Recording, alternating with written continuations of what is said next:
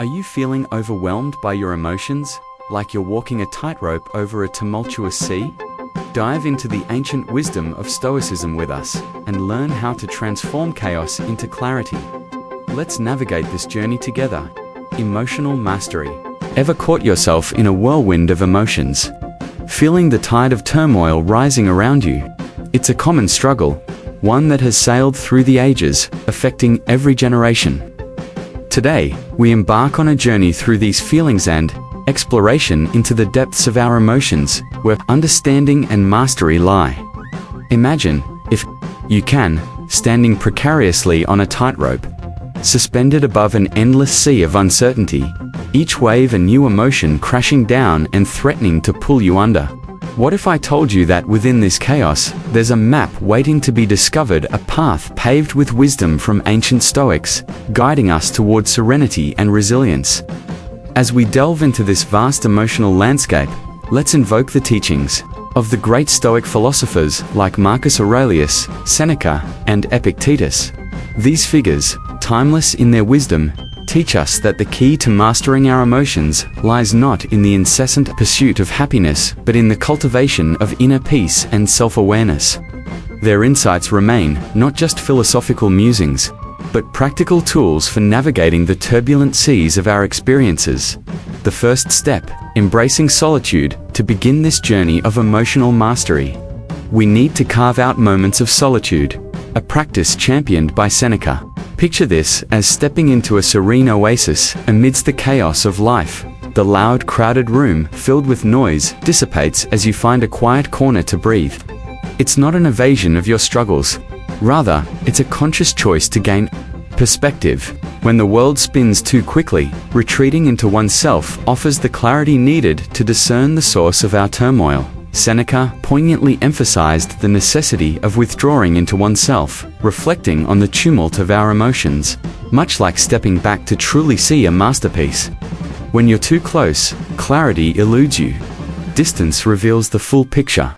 This step back not only gives you time to breathe, but allows your mind to trace the intricate patterns of thought, revealing what truly distresses you. Emotional overwhelm can resemble being engulfed in a noisy crowd, every voice vying for your attention, drowning out your inner dialogue. Instead of reacting impulsively to this cacophony, we can cultivate the strength to step back. As Epictetus reminds us, it's not what happens to you but how you react to it that matters. By consciously taking a break, we grant ourselves the space to react thoughtfully and rationally rather than from a place of chaos. Taking a step back is inherently courageous. Displaying strength in vulnerability, it invites us to gracefully acknowledge the need for a breather, recognizing that, in this moment, retreat is preparation for engagement. Consider it akin to a ship anchoring before setting sail, ensuring everything is right before venturing into unpredictable waters again.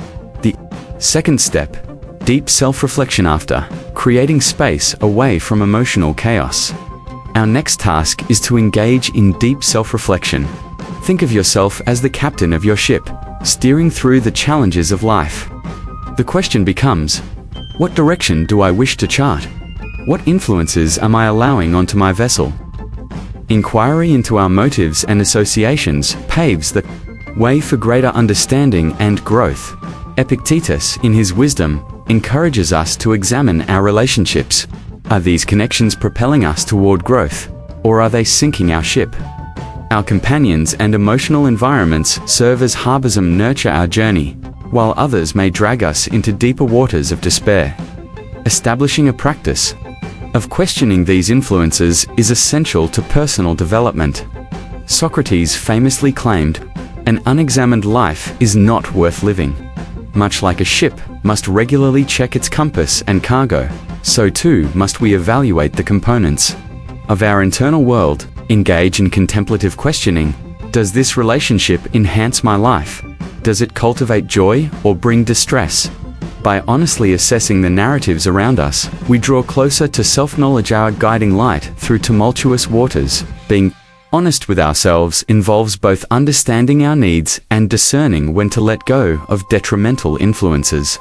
Just as a garden requires weeding to flourish, so too do our lives call for the removal of toxic relationships or negative environments. Even Aristotle acknowledged that confronting the challenges leads us to a balanced existence.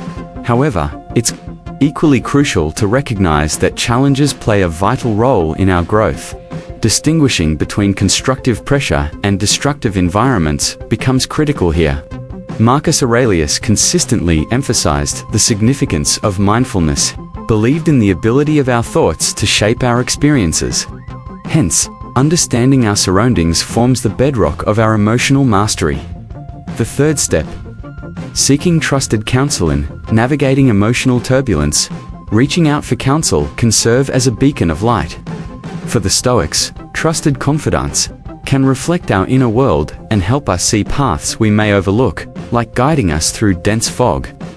Seneca viewed friends as mirrors reflecting not just our outer selves, but also illuminating the corners of our inner landscapes.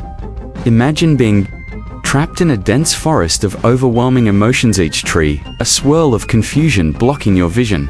Consulting with a trusted friend or advisor acts like finding a lantern in that darkness. They hold the ability to illuminate the path out, offering insights that free you from the suffocating hood of isolation and despair. Engaging in dialogue opens doors to perceptions beyond our immediate emotional reactions. Socrates reminded us that through dialogue, we can arrive at deeper truths about ourselves and our surroundings. It's a process of exploration, not just of facts, but of feelings. In carefully chosen conversations, we learn not only about our situations, but also glean insights into our emotional responses. Aristotle extolled the virtues of friendship, suggesting that true companions encourage our growth and virtue. Forging a path toward fulfillment, yet choosing whom to confide in, is paramount. Opt for individuals who possess empathy, listen without judging, and who can offer constructive perspectives. Not every voice will be a beacon. Discernment lays the groundwork for productive engagement. As we explore our emotional landscapes, it's important to acknowledge that our feelings are akin to waves in the ocean, inevitable parts of our existence. No matter how tumultuous, they ebb and flow. As Epictetus wisely stated, it's not the events that disturb us, but our interpretation of them. Herein lies the crux of emotional wellness. We cannot halt the arrival of waves, but we can learn to ride them skillfully. Consider emotions as a spectrum where calm feelings and overwhelming tempests coexist. Recognizing this allows us to accept but not be governed by our emotions. We acknowledge their existence while establishing boundaries that prevent them from dictating our actions. It's a delicate dance, highlighting the profound ability we possess to steer the course of our own ships. The journey continues as we continue through this exploration of emotional mastery and resilience. Remember that each step, though challenging, is an opportunity for growth.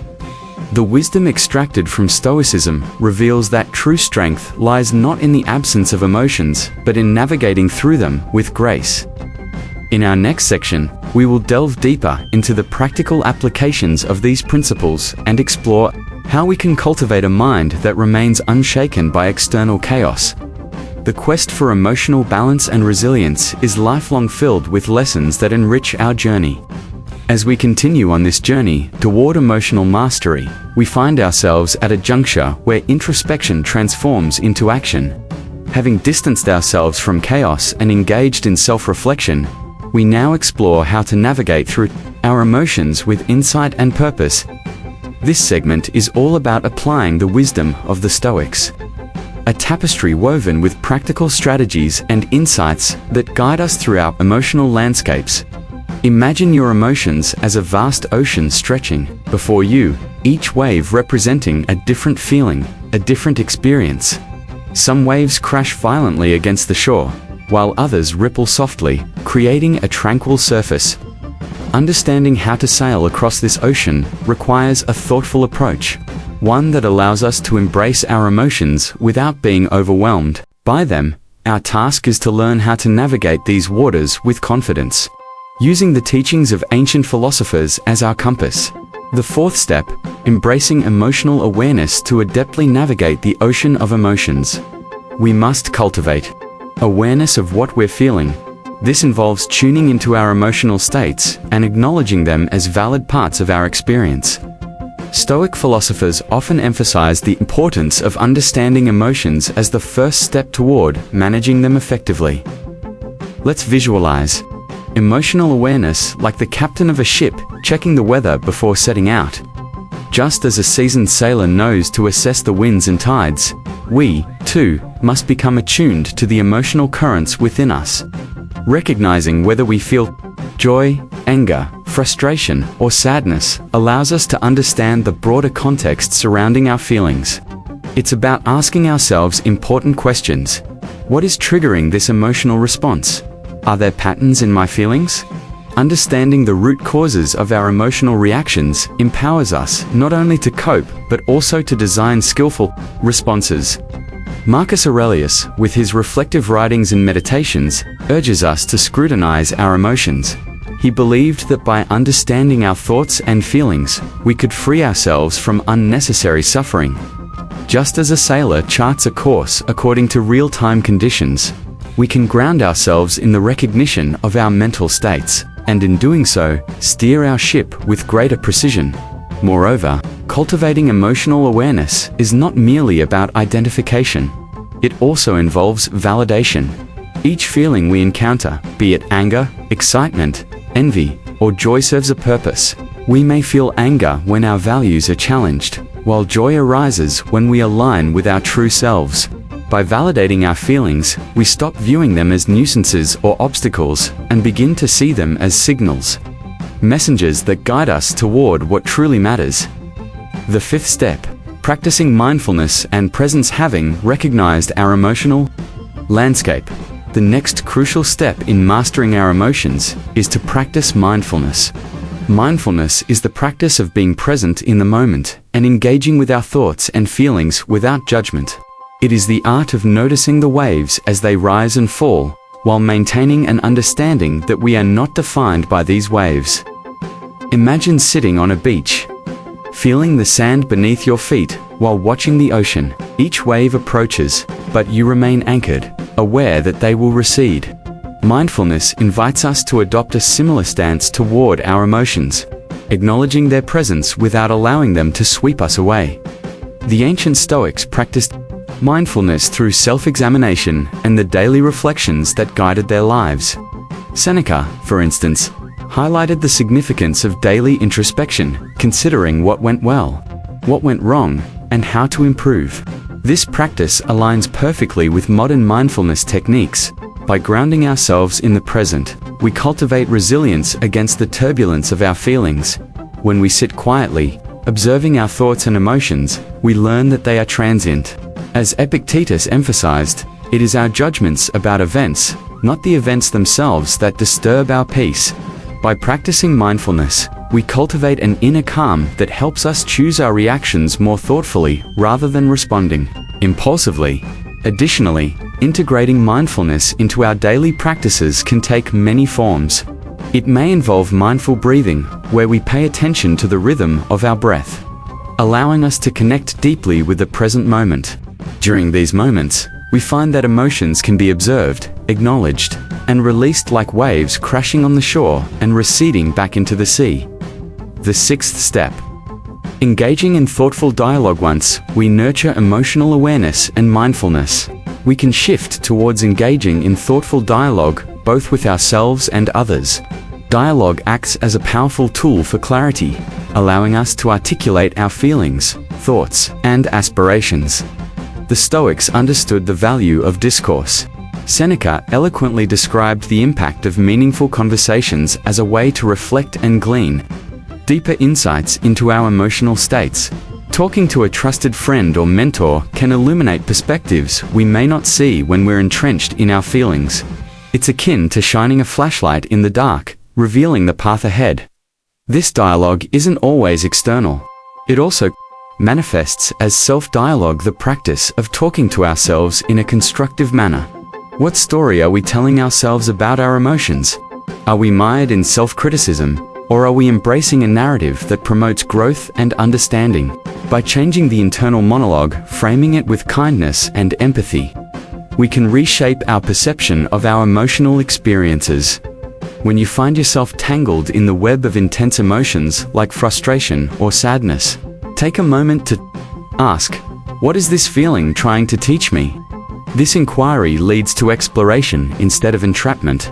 Engage with your feelings like a curious investigator rather than a mere victim of emotional storms. Hospitality for dialogue offers opportunities for introspection, understanding, and the release of burdensome thoughts. The great Socrates championed the efficacy of questioning, pursuing truth through dialogue as the pathway to wisdom. When we converse, we not only find solace, but also gain valuable insights into our emotional responses, helping us redefine their role in our lives. The seventh step: setting boundaries. As emotions reveal themselves, it's vital to establish healthy boundaries in our lives. Setting boundaries doesn't signify isolation or avoidance. Rather, it reflects a commitment to self-care and emotional well-being. Just as a gate might protect a garden from pests, our boundaries cultivate an environment where growth can flourish. Consider the metaphorical garden you're nurturing. Would you let invasive weeds choke the life out of beloved plants? Similarly, we should regularly evaluate our relationships and environments to identify what may be holding us back. Are there individuals or situations that sap our emotional energy? Identifying toxic influences and determining how we can establish boundaries in these areas becomes paramount. Stoic thinkers like Epictetus encouraged individuals to recognize that while we cannot control external events, we have complete authority over our reactions and the settings we cultivate. Embracing this philosophy, we learn to protect our emotional health by delineating what we will accept and what we will release. Setting boundaries may involve choosing not to engage with negative influences or prioritizing your self-care over external pressures. When confronted with toxic interactions, practice asserting your needs with grace. Clear communication is critical. Share your feelings ethically and choose the manner in which these boundaries are conveyed. As you do, recall Marcus Aurelius' insights, remembering that while we cannot control others' reactions, we can control our response to them.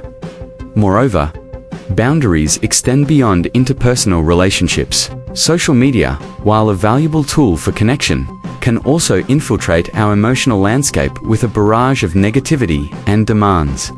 Just as one might limit exposure to toxic relationships, we can curtail time spent on platforms that ignite stress or discontent. Consider taking regular breaks from social media, especially during difficult emotional phases, to maintain clarity and peace. This practice gives you the opportunity to foster connections with the things that truly nourish your soul. The eighth step: embracing resilience. Through challenges, we navigate the complexities of our emotions. We will inevitably encounter challenges. Resilience, the ability to withstand and grow from adversities, not only essential, but serves as a cornerstone of emotional mastery. Rather than shy away from challenges, we should view them as opportunities for growth. Marcus Aurelius often reflected on the importance of adversity in shaping our character. He urged us to remember that hardships provide lessons in resilience and strength, fostering growth that would otherwise elude us. The Stoic mindset views obstacles not as hindrances, but as vehicles for personal development. When faced with a difficult situation, shift your perspective. What can I learn from this? Infuse challenges with curiosity rather than dread. This mindset encourages exploration and adaptability. It allows us to draw upon resources we may not have recognized before. Moreover, consider how past challenges have sculpted your emotional landscape. Reflect on specific trials that pushed you outside of your comfort zone. What insights emerged from navigating those storms? Possessing this historical awareness can equip you with courage when confronting new trials, enabling you to draw from resilience reserves you've cultivated over time. The ninth step: continuous growth. And as we conclude our exploration into the realm of emotional mastery, we will draw upon Stoic principles, weaving together strategies to enhance your resilience and cultivate a deeper connection with your emotions. This final section emphasizes proactive measures you can take to enrich your emotional toolbox. empowering you to navigate life's challenges effectively. Imagine standing on the shore of your emotional ocean, with the currents representing your feelings constantly ebbed and flowed. The goal is not to halt the waves, but to learn how to ride them skillfully, transforming turbulence into momentum for growth. As we dive deeper, let's explore practical strategies informed by ancient wisdom and modern practices that can lead to a state of enriched emotional well-being and fulfilled existence. The 10th step: cultivating emotional literacy to begin your journey toward emotional mastery. Understanding what you are feeling and why is paramount. This process is known as cultivating emotional literacy, a fundamental skill essential for navigating the complexities of one's emotions. Emotional literacy involves recognizing, labeling, and discussing emotions more accurately. Like learning to read a book, this skill allows you to decode your emotional experiences with clarity and precision. Both the Stoics and contemporary psychologists emphasize the necessity of understanding the emotions that surface within us. Take a moment to identify the array of emotions you frequently experience. Are they feelings of joy, sadness, anger, apprehension, or perhaps frustration? By creating an emotional vocabulary that resonates with your experiences, you gain a nuanced understanding of your responses to various situations.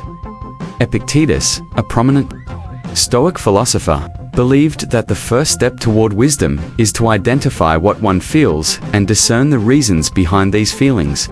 This insight empowers you to reflect on how each emotion affects your decision-making, relationships, and sense of self. Engaging in emotional literacy can take various forms. Consider maintaining an emotional journal, where you record your feelings and the triggers that influence them.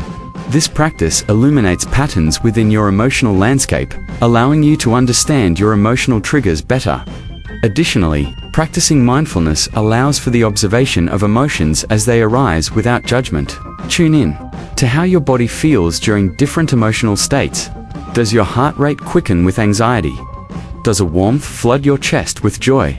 Noticing these physical sensations provides deeper insight into your emotional experience, allowing you to respond with greater awareness. The 11th step: embracing vulnerability. Once we acknowledge our emotions, embracing vulnerability becomes a powerful ally. Vulnerability often brings forth hesitations, yet it's an intricate part of emotional mastery, serving as the bridge connecting us to authentic experiences and deeper relationships. Brené Brown, a contemporary researcher on vulnerability, defines it as the birthplace of innovation, creativity, and change. She argues that we can only build meaningful connections by being open about our struggles and imperfections. In the context of Stoicism, embodying vulnerability reflects strength, the kind of strength that allows us to confront uncomfortable truths within ourselves. Consider how vulnerabilities can foster robust connections with others.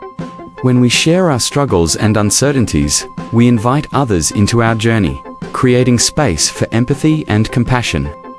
This aligns with Aristotle's notion of friendships based on virtue, where individuals support one another in a mutual quest for growth and understanding. In practical terms, embrace vulnerability by expressing your feelings to trusted individuals in your circle, letting them know when you're experiencing difficulties or seeking assistance. As you share your story, you'll find that many others resonate with similar struggles, creating camaraderie and allowing for mutual support. Additionally, practicing vulnerability enables you to relax the armor you might carry. When you let go of the need to present a polished facade, you develop authenticity, a quality cherished by Stoics and increasingly vital in today's world. The 12th step: designing your environment we curate for ourselves significantly impacts our emotional well-being, influencing how we feel and respond to life's challenges. Just as a plant flourishes in nourishing soil, our emotional states are deeply affected by the spaces we inhabit and the people with whom we surround ourselves. Marcus Aurelius emphasized the power of associations, surrounding ourselves with individuals who cultivate virtues and growth. Taking a contemplative approach to your environment encourages you to evaluate the influence of your surroundings. Be mindful of the negative energy that can permeate from toxic relationships, chaotic situations, or even material possessions that do not serve your emotional or physical well-being. To foster a positive environment, consider decluttering both your physical space and social circles. Clear out items that no longer bring you joy, peace, or purpose. Michelle Walker, in her work on decision-making, describes clutter as a mental distraction state that creates chaos.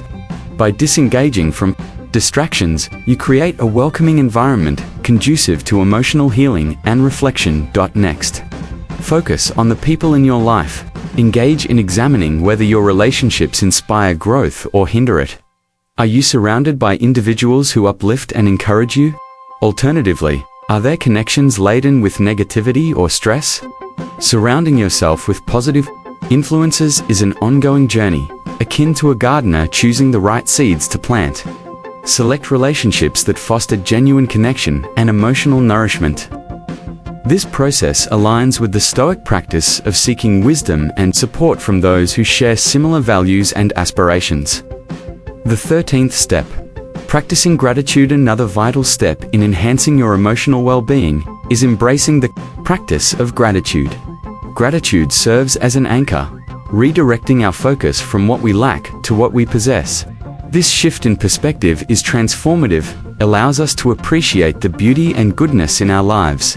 Stoic philosophers often practiced gratitude as a way to cultivate perspective, recognizing the ephemeral nature of existence. Marcus Aurelius, in Meditations, encouraged acknowledging what we have while relinquishing desires for what we do not.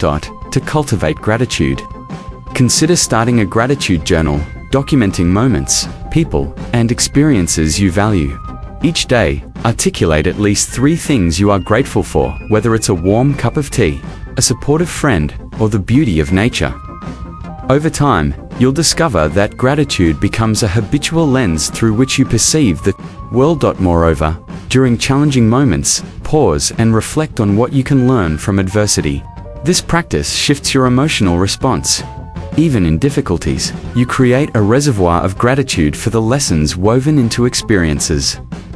Gratitude can also manifest through acts of kindness, where you express appreciation to others, share your thanks with friends, family, or mentors, nurturing these bonds and reinforcing connection. This reciprocal exchange builds strong relationships grounded in mutual appreciation. The 14th step. Engaging in meaningful activities with personal values and interests plays a crucial role in emotional balance. Passions fuel our emotional energy and provide pathways to fulfillment. Identify activities that spark joy in your heart. These can be hobbies, interests, or services that resonate with your core values. Whether it's painting, volunteering, hiking, writing, or learning a new skill, engaging in these practices allows you to channel emotions productively. Drawing from the philosophy of Aristotle, who emphasized the role of eudaimonia in living a virtuous life, consider how each activity contributes to your growth and fulfillment. Pursuing what brings you joy not only nurtures your spirit, but also provides a refuge space where emotional currents become more manageable. Engaging in meaningful endeavors also promotes a sense of connection to life and purpose. By investing time in pursuits aligned with your values, you cultivate resilience and equip yourself to navigate emotional challenges with grace. The 15th step. Reflecting on your journey. The final step in mastering emotional resilience is to take the time to reflect on your journey. Engaging in periodic self-reflection enhances awareness, allowing you to understand how far you have come and where you wish to go. Create moments for introspection, perhaps through journaling, meditative practices, or quiet contemplation. During these reflections, consider the progress you have made in your emotional growth. What strategies have worked for you? Which areas do you still wish to develop further? Reflecting on your journey gives insight into your emotional evolution. It enables you to celebrate victories, both big and small, while identifying aspects that require further attention. In addition to personal reflection, seek constructive feedback from trusted friends or mentors. Acknowledging how your emotional responses have tangibly impacted those around you fosters deeper understanding and highlights areas for growth. As you embrace this ongoing cycle of self-reflection, you're better equipped to navigate the seas of life. You become the captain of your ship, steering with intention, aware of the waves that approach, but